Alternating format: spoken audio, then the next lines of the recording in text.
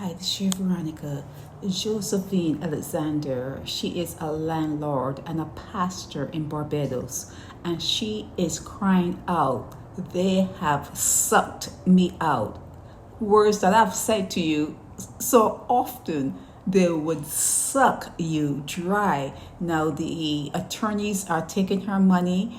The cops in Barbados are arresting her every chance they get. She says she even spent 28 days in prison, and when they charge her, she's winning the cases once the cases go to court. But in the meanwhile, she's being arrested, and she feels that they're trying to break her spirit. They're just trying to destroy her. As a landlord, she has tenants in her apartments and they're not paying rent. She does not understand Bajans. Josephine does not understand Bajans. Okay, if she did, she would not be spending all the money to replace all the utilities that they steal, that they sell. They take your stuff and sell it, okay? And then call the police on you. That's what they do.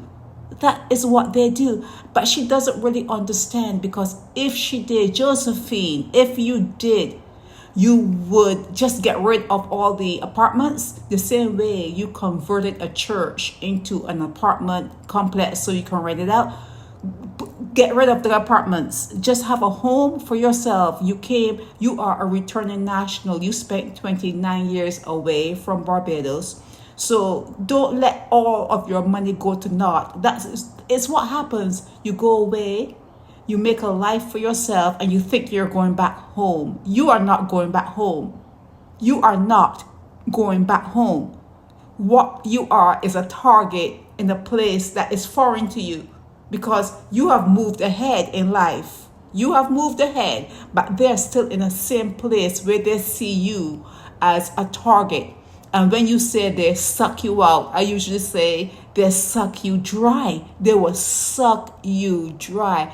Do not let it happen. If you have any money left, just go off, build a home for yourself, or maybe live in one of the apartments or whatever, and get rid of the tenants. Stop collecting rent, whatever you can do on your own.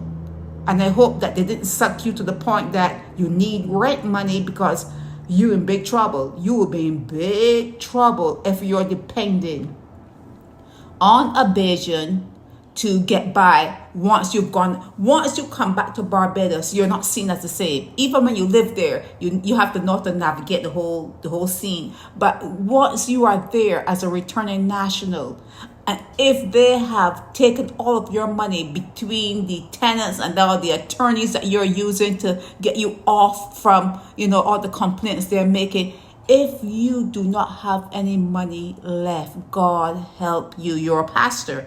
You're a pastor. You talk about crying. You talk about praying. The tears are not, I don't know what the tears are going to do. I don't know what the praying is going to do.